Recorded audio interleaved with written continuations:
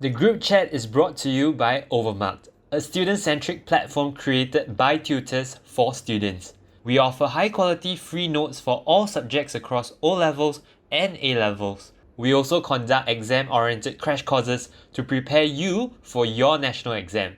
Do check us out. Now, on to the podcast. Check the mic and make sure it sound right, boys. Okay, welcome everyone to the group chat brought to you by Overmarked. I'm your host, Darrell, and with me is Emmanuel. What's up, Emmanuel? What's up, guys? Welcome back to episode 2 of this. I'm really excited to share some new insights with you guys for today's little session that we have here. So I'll let Darrell introduce exactly what we're talking about, and let's get right into it. Yeah, so for this episode, we'll be discussing choosing your subject combination for O levels and A levels. So, as some of the Sec 2s moving on to Sec 3, you might be wondering, hey, what subject combination would suit me? As well as students moving from O levels, now you're moving on to A levels, you're entering JC and you're thinking, hey, what subject combination must I choose and how will it affect the future? In terms of going to university as well as affecting jobs. So that is what we want to dissect for you today to give you a more detailed insight in terms of choosing your combination itself. So Emmanuel, maybe you can just run us through for O levels, what are the options currently normally available to students? You mean once we graduate from O levels to A levels, right? No, what I mean is like from Sec 2, you're moving on to Sec 3, right? What are the options available for O level Oh, combinations? So okay, a very, very common one would be either you take double pure science, triple pure science, or you take combined science. So no matter what, the education Singapore here, the system here requires you to at least have combined science lah. So combined science is going to be the easier version. You learn about 65% of what the pure science kids will do. But this might, while it might seem a bit easier, it might not actually be worth the trade-off, because at the end of the day, when you take combined science, you're actually, and if you decide to go to JC, you're actually quite a bit behind. That's the first thing.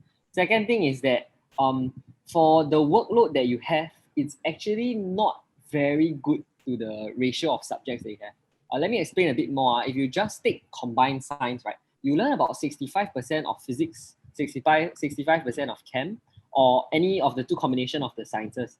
But you actually end up with only one subject. So it might not be that worth it lah. The best would be to just go with a double pure that you're very confident in. Or if you want to use all three sciences in your L1 R5, then that's another thing to look into. So that's just for the science side. I would personally recommend just taking two pure sciences, but you must be really interested in those two lah. So you must have an inclination early on. If not, alternatively, you can also do triple science. That's just for the science side. Maybe you can walk them through, Darrell, maybe you can walk them through for the art side, the humanities.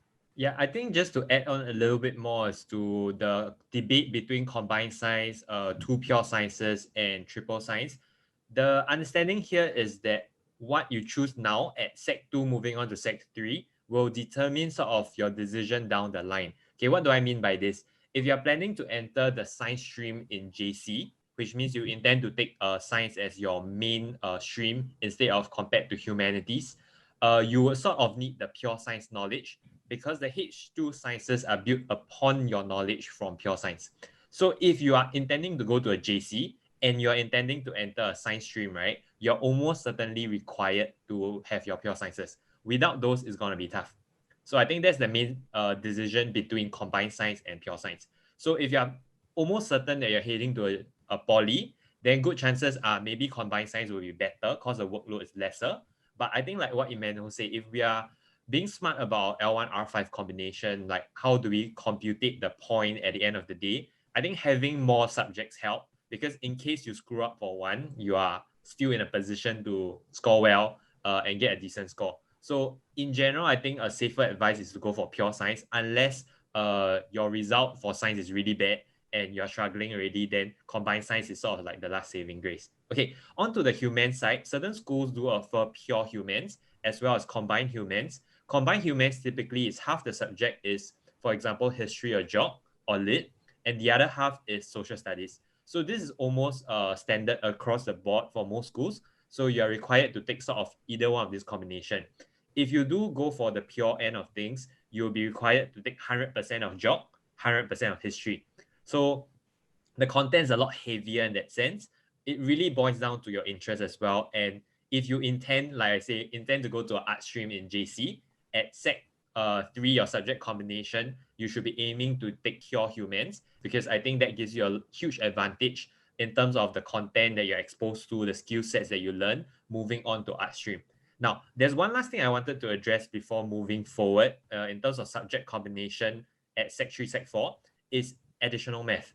So this is a point of contention because some students, they are like, okay, E-math is sufficient, A-math is too difficult. Should I still take A-math? So for that, maybe I'll just ask Emmanuel on your opinions on whether students should invest the extra brain energy into taking additional math at O levels. I'd say it's a very big must, especially if you're planning to go to JC.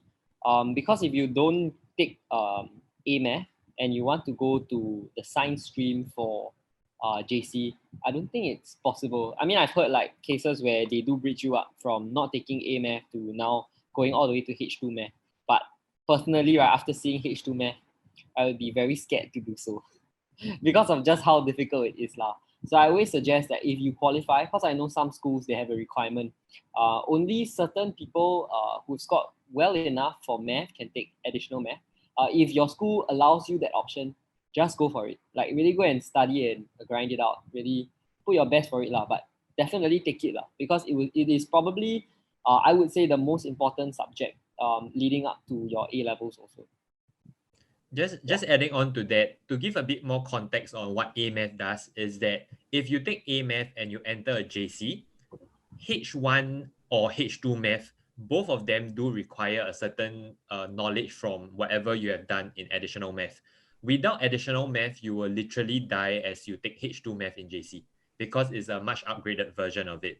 So I think like Emmanuel said, it's possible to bridge across, but this bridging, it just means that within 1 to 2 months, you're required to learn what you have to learn in 2 years in additional math. So while additional math is hard, I think there is much merits to it. It's something that will really save you down the line, taking it now as compared to taking it in a bridging course in JC. So if you're able to take it, go for it. I think that's a surefire method. Okay, then in terms of the remaining subject combination, I think the English or the Chinese, those are pretty standard. So the consideration is usually between how many sciences to take versus how many humanities you are intending to take. So like pure or combined and so on and so forth. So we won't go too far into the combinations itself, but in general, if you can take pure science, go for it because it opens up your opportunities for JC. If you can take additional math, go for it as well. Now, moving on to the two streams in JC. So there's the art stream and there's the science stream as well. So I'll just get Emmanuel to do a simple breakdown of the difference between the two and how your rank points are calculated, which determines your entry to university. Okay, so I will start first with the science stream. So usually in JC, the most common combination is to take double science. So either physics and chem or bio and chem. From my understanding, I haven't seen anyone, okay, but correct me if I'm wrong because I'm not 100% sure, who takes physics bio. I've never really heard of that because they don't usually work in tandem with one another. That being said, this is not compulsory. So you can take two pure sciences or rather two H2 sciences in your JC, but you can also have the option to just take one. So personally, I only took pure, or rather I only took H2 physics. I didn't take chem. And the reason why I chose it that way is because every one of my subjects that I chose in JC, I really enjoyed. So I like if I were to weigh between my other subjects that I took, would I rather chem? Answer is no lah. So I think you really have to know what you're strong in and what you enjoy learning. Then your whole JC process will be a little bit more endurable and a little bit more enjoyable even actually. Yeah. So that's my best advice to you for the science side. Personally, I know that I limited my options when I took just physics only. Like the best is always physics chem. Then you can go like anywhere. Right? You can really go to many places to do whatever you want. If you don't take one of the sciences, then your choices become quite a bit limited. So for me, I'm not eligible for medicine the moment I don't take chem. I'm also not eligible for all the bio kind of courses in uni. But none of them interested me anyway. So that's why I decided to just forgo that. When I take physics alone, right, which some of you might be interested in, you are open to all the engineering possibilities out there, maybe except for chemical engineering and biochemical engineering. Those that require the other two lah. But for the large bulk of it, like we're talking mechanical, electrical, all of that, you just need physics and math lah. Yeah. Then Darrell will walk you through the human side of JC lah. Okay, so this one wasn't very fair because I didn't take humans. I took science stream in JC too. But anyway, I just run you through. So for a usual humans combination or the art stream, you will take 3 humans and 1 contrasting. The contrasting is almost certainly H1 math. So most students, they either take H2 or H1 math, but usually they'll just drop to H1 because the content for your remaining humanities is a bit too heavy. So the usual combination is what they call HELM or GLAM. So it's HELM and GELM. The H and G is either history or geography, E is econs, L is literature, and M is obviously for math. So nobody really takes history and geog because the content alone will just kill you. So usually this is the usual combination. And going back to which one to choose, it really depends on whether you took pure at secondary school. So in a way, it's sort of like everything links through. Your decision from Sec 2 year end impacts your university entrance decision. So it's really dependent on that. But I don't think you have to be too stressed about it too, because if you're interested and you're passionate in a certain area, you really like your history, you like to study about the world and stuff, then it's a good chance you already took pure history at secondary school level, and it nicely sets you up for pure history H2 history at JC level. So the art stream, the difficulty is always in terms of the content breakdown. How do you really, because the issue with humanities is sometimes you can study a lot, you memorize a lot, but you don't score well. Compared to science, whereby it's more of concept based, you actually understand it, you're able to apply it, and you are consistently able to score. So there's also a certain pressure when it comes to entering the the art stream. Now, putting everything into context, there's art stream, there's science stream, there's also what we call hybrid. So hybrid is where maybe something like what Emmanuel took, which is 2 science and 2 arts. So in those cases, it's subjected to availability based on the JC you're in. Other than that, I wanted to highlight there's H3 subjects as well. H3 subject is basically an upgrade of H2. You're only offered that in JC2. So you will literally go to a university to study your H3.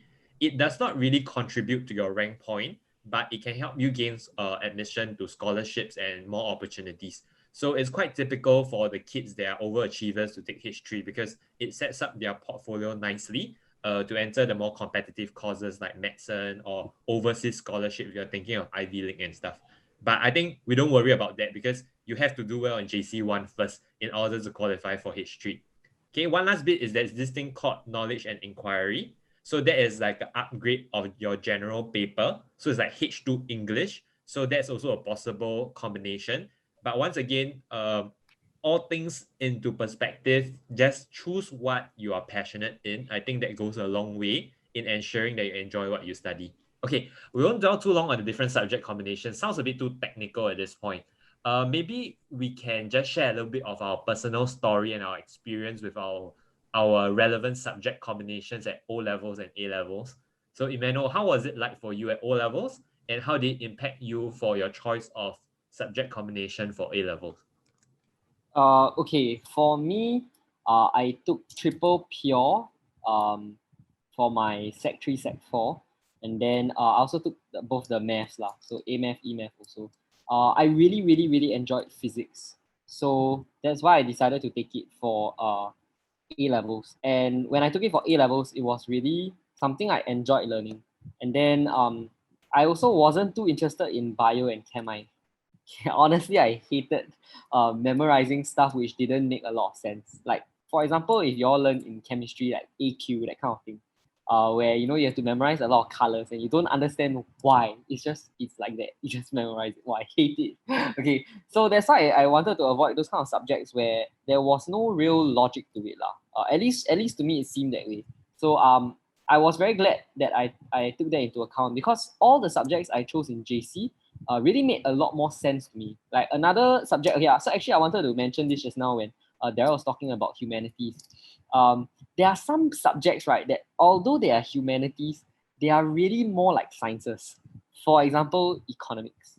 Yeah, so econs, in full, economics is a humanity subject that you'll take in the A levels. It's very technical and it's very mathy as well, especially when you go to like the higher levels. Like in uni now, the econs I'm learning, it's more technical and more mathematical, which is quite beautiful because you are able to score consistently, and at the same time, when it comes to essay writing, there is a consistent way to get marks for a humanities subject. Now I think that's fascinating lah. It's very good lah. I love how it is structured that way. So if you are interested in like that kind of subject, then do take physics and econs. Like I think that was my two strongest suits in JC also. When it comes to A level subjects, it is highly recommended that you choose something you are somewhat at least passionate about also. Because if you are taking that into account, right, and you're going to be able to study for a longer period of time and enjoy the subject, it will make your JC experience something that you enjoy doing and that you are willing to put in effort. Whereas like I knew some of my friends, they didn't enjoy it. They didn't really understand why they're studying it. They didn't like it at all. And so obviously, usually that translates in bad grades lah. And so it is something that you must really be self-aware about. So try to find your strengths and try to find your interests and then pursue them. I think that will bring you a lot more joy and hopefully also a lot more success. Now let's ask Darrell about his end of the story. Okay, for me, I think it's very similar. I took triple science, double math. I took pure geography, combined history with social studies. I enjoyed bio immensely because of my teacher. But before heading into JC, what I heard was that bio at JC level was intense in terms of the content, and what they learn in bio is a lot more molecular rather than more generic stuff that you learn at O levels. So I was very hesitant and I did not take bio in the end. So I went with physics, math, chemistry, as well as geography. So I did not take econs because I also heard that it's not that easy. So it's like, it's either you love it like Emmanuel or you hate it. So for me, I felt I wanted to be on the safer side because I was comfortable with whatever I've done for geography. I got A1 at O levels. So I was like, okay, it's easy choice. I just take geography Yes. at JC level. The truth is, job is always split into human job and physical job. I really did not like physical job. I love the human side of stuff. So for me, at JC2, when I was deciding whether to drop it to H1, it became quite clear because when I dropped to H1, I'm able to drop majority of the physical job side while mainly focusing my content on the pure side. So when I took A levels, I actually managed to score A1 for my H1 job, but I was pretty sure I will not be able to score A1. To score a full rank point A for H2. So for me, I think the 3H2 and 1H1 combination worked out for me. While some students might prefer to take 4H2 and let the lousiest H2 convert automatically into a H1, I think that's also an option. But I think uniquely to my case, I enjoyed the lesser content workload and it also allowed me to do a lot better as when we are tabulating the rank points. So overall, I think just like Emmanuel said, I'll just do what you like. I mean, there's not that much for us to share as well. Maybe just a little bit more relevant to after JC, because the goal of going to JC, honestly, in Singapore is to go to a uni. So for myself, it was quite weird because I'm from a science stream, but as I chose my course, I entered what I was passionate in, which was more of communications and media and marketing. So when I entered the school, right, everybody more or less was from a humans background because they're very talkative, they know how to present themselves, they like writing and things like that. While more from a technical side, I learned how to calculate, physics, math, H2 math. But that had a certain advantage as well because when I took my data analytics mod, which is something that's very relevant in all fields today. So even in marketing and advertising, it's data driven, big data and how all of it come together to drive more insightful, marketing campaigns and things like that. I was very comfortable with it because all of the things that were taught or required to know in terms of how to evaluate statistics and things like that, they were all taught in H2 math. And I was very comfortable with it. So I actually scored 95 percentile for that particular mod because everybody else from humanities were not able to catch up.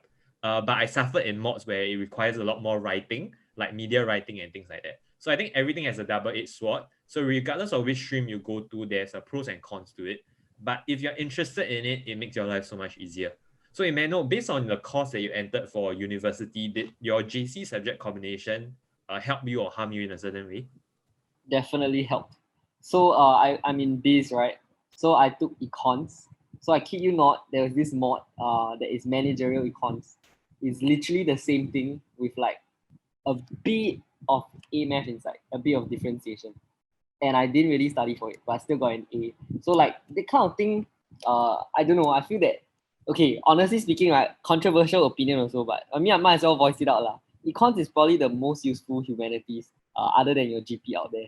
So just plugging there, econs really like go for it. It's something that affects all markets. It's basically the study of money lah, I would say, and how the economy functions. So it's also important to know, especially if you're going to pursue like financial related jobs, which is very common in Singapore. So it will give you an edge over many other subjects, and it's probably one of the more relevant ones, the ones that you'll actually be applying in your lives lah. So when you make certain investment decisions, when you plan out your personal finances, these kind of things actually help you understand the world a bit better. So yeah, other than that, math always helps. Okay, especially when you're studying for courses in university, you start to see that, oh wow, thank God I took H2 math. Like I understand what this prof is talking about. Some people that don't take math at the H2 level, when it comes to uni, they struggle a bit for certain modules lah. Of course, by the time you make it to uni, you are definitely intelligent enough to go and cram yourself lah. But it always helps to have had some experience in that field before. So I would say that physics not quite that relevant, but econs and math super relevant for business at least. So it also depends on your exact specialization in uni also lah. So even within uni, you can choose what to specialize in. But I'd say that the more relevant mods definitely math, econs, and depending. So if you're going to like studying physics as your degree, then 100% sure H2 physics is going to be the most relevant, most important one for you lah. My experience with A-level subjects is the rigor is equivalent to that of uni modules. That's how I feel about it. Some of my friends feel otherwise. Some even have the perspective that A-levels might just be more rigorous than uni itself. And there are modules where I feel that is true lah. Yeah. What about yourself, Darrell? How do you feel about your experience and how that helped you in your uni? Cons, right? I regret not having taken it. So even as I was entering adulthood, as I'm trying to enter the world of investing, right, and understanding how the world market works and things like that, the books that I read, a lot of it revolves around economics. So I'm sort of like doing a catch up now because I didn't take it in JC. So while it might be difficult, like what Emmanuel shared, it's super relevant, especially in today's world where you want to understand how the stock market works, you want to understand how the world functions basically. So economics is like one of the best ways to gain first world perspective into how all of this works. For myself, I think I shared briefly earlier, because I was from a science stream entering more of a media course, the skill set didn't really apply that much for me. But I do find the joy in learning science, and which is also the reason why I'm still tutoring for science, even though I'm not from a science course in university. But I think there's a lot of like things to understand about how the world works and things like that. I won't delve too much on it because I want to move on to the most exciting segment for our podcast, which is the dilemma of the week. Okay, so the dilemma for this week is: should we pursue humanities as a university course in Singapore when the major focus of our economy is towards engineering, banking, computing, and data? So Emmanuel, what's your take on this? Should somebody pursue humanities as a university course? Okay, so your sociology, psychology, literature, we're lumping all of them under the same umbrella. Should they do that in the context of the work environment and economy today? Controversial, I love it. Go for it. Okay, I'm going to give my unfiltered, raw, harsh, truthful opinion. Please remember that this is only my opinion. It is not a truth. I would feel that definitely the sectors that are booming are not the humanities sector. So when it goes to engineering, computer science, that kind of thing, you're kind of guaranteed a high-paying job, which is very stable.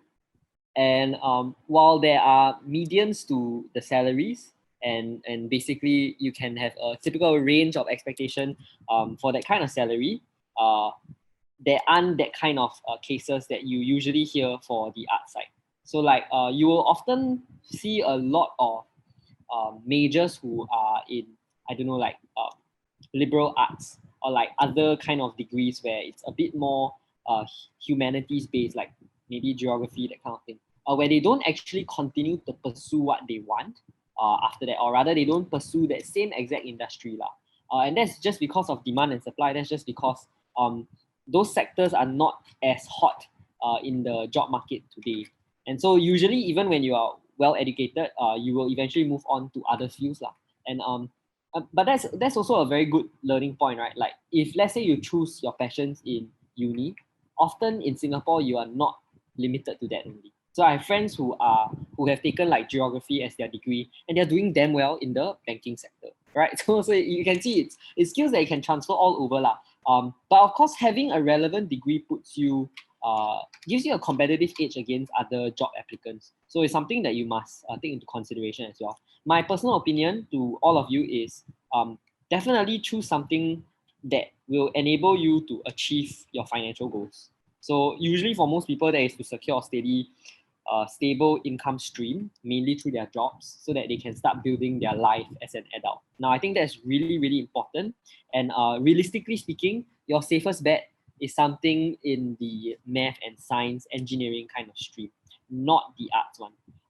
But don't crucify me. This is just my opinion. I'm saying this as I have experience, and in saying it in my own shoes, like, where I see friends who have pursued other degrees might have struggled to get jobs in the industry lah. So like I mentioned, no matter what, if you are outstanding and if your grades are good, regardless of whatever degree, you'll still be wanted. So skills are always transferable lah, but it make your life so much easier choosing something that is in such a high demand. So computer science, number one, like really, I haven't ever heard of a computer science degree not being able to find a job, like at least for amongst my friends lah. I haven't heard of that at all. But I've heard plenty of people from other degrees, from more of the human side of degrees, waiting 6-7 months to secure a position now. So that is something that you should take into consideration, because after uni, your next stage of life is work. Yeah. Maybe just let me come in here a bit, because I feel like my uni degree is a little bit more on the human side of things. So I'm able to sort of give a more contrasting view. I'll start with this. So in light of what's happening now with COVID, I think as students, you're not as much affected in terms of your rise bowl sense. But I'm a fresh grad that was entering the job market, and having my degree in media, it only limited my options to this sort of jobs that I can look towards. So in terms of like the kind of job opportunities is more limited. So if I wanted to apply to say the banking sector and things like that, it's not as easy, because they will prefer someone with a business degree or in like business finance or even economics. So the degree itself does limit your employability in terms of how attractive you are as an employee. Now, having said that, I want to clarify in terms of when we say should you pursue it or should you not, at the end of the day, you need to understand one fact, which is that when you live your life, it is your life, not somebody else's life. It's not your parents telling you what to do. It's not what the government wants you to do. It's really about what you want in your life. Now, I have friends in the banking sector that make like 5 digits and 6 digits per year. But that's what they enjoy doing. It's like what they're passionate in. They like investment banking. They like private banking. They like playing with the numbers. But if you're somebody that, you can't even calculate your cai fan, how much it costs, right? And numbers really is not your thing, right? Why force yourself to go down this route? Money is nice. I mean, it's something that can help you get a lot of things, but happiness is something that should be central to what you're looking for in your life. So if the job brings you a lot of money, but not the happiness, then it's a bit pointless as well. So when we talk about the huge demand for like computing and data science these days, right? There's a huge demand for it because tech is booming. Now that's great and all, and that's why the jobs are paid more, because the demand is there. But that being said, we need to understand that at the end of your educational journey, half the time, right, whatever you learn is not as important as the soft skills and the personal development you focus upon yourself. So you might be the best coder in the world, but you don't have the soft skills to learn how to talk to people. You don't know how to sell yourself. You don't know how to work as a team. You can't really write or express yourself. You might be quite worthless in the workforce too. Because like nobody wants to work with somebody that can't work with others, even though you're a genius at what you do. So at central of what you're pursuing in your educational journey is always to become a better version of yourself and to invest yourself in areas that you're passionate about. So it's like the Chinese saying says "行行出状元." So what that means, right, is that no matter what field you're in, as long as you are the best in that field, you can succeed. So there is not, the sky is really the limit, but of course if you're looking for a safer choice, like you just like, I just want to like chill out, I just want to do the bare minimum, I want to ensure that, you know, smooth sailing life, of course going into the fields with a larger job demand helps a lot in terms of your employability and stuff, but it's your life law. So if that's what you want, then that's fine. But if what you want is in the humanities, you're passionate about writing and things like that, go for it. Okay, one plus point, right, is that even if you do humanities, nothing is stopping you from making a leap mid-career or even as you begin your career. 65% of people actually do not work in sectors that they study in. I think that's alarming enough statistics for you to bank it upon yourself that half the time when you grow up is about your internship experience, it's about your networking, it's about how hungry you are to pursue the things that you want. So don't let the reality scare you out of it, even though I think this reality check might be a good one. Okay, so I think putting all things together, Emmanuel, do you have any things you want to share before we conclude today's podcast? I think that what Darrell said actually, it might have not been super. It might not have. You might not have actually really took it for what it meant. But I do want to emphasize one thing that he said lah. It is your life. Like you might have really just heard it and like let it just slide past you. But I think that is a really really important thing that he mentioned. At the end of the day, you have to own the decisions that you make. So as much as Darrell and I are here like giving you insights, like we want to make sure that when you choose your decision, you're doing it for yourself. You're doing it not to please your parents, not to impress your friends, or not to do anything stupid. Just make sure that it is a decision that you can live with. It is a decision that you're proud of looking back. And I feel that when you make those kind of decisions, even if it is against the usual mainstream, I don't think you'll regret something, especially if it's authentic. Yeah. So really go all out, find what you want, and just pursue it. I think that's the best way moving forward. Yeah, so I think what me and Emmanuel had to share today was how your choices at streaming through Sec 3, your subject combination for your O-levels, your subject combination for your A-levels affect your university and how it might affect your job in the future. We hope that we have brought some perspective and understanding in how all of this tie in together in the big picture. So I thank you for tuning in to episode 2 of the group chat. Okay, me and Emmanuel are super thankful for all the listeners that are still out there, and we hope to bring you more quality content over each week. Okay, so that's all from me. Emmanuel, do you have any last words? All I want to say is all the best. Okay, results are coming soon. I'm really, really hoping that all of you are happy with your effort and hopefully you reap really what you sow. So for those of you who have studied really, really hard, I really, really hope that you are rewarded with a score that will definitely prove that you have done so and that you'll be content with. Right, and just remember, this is not the final battle. Okay, for all the O-level listeners out there, you have one huge hurdle to go through. Once you're done with O-levels, gear up, get ready, and then just let's go for it. It's gonna be so exciting. The next 2 years of your life. And may the bell curve be ever in your favor. Okay, that's all, everyone. Bye.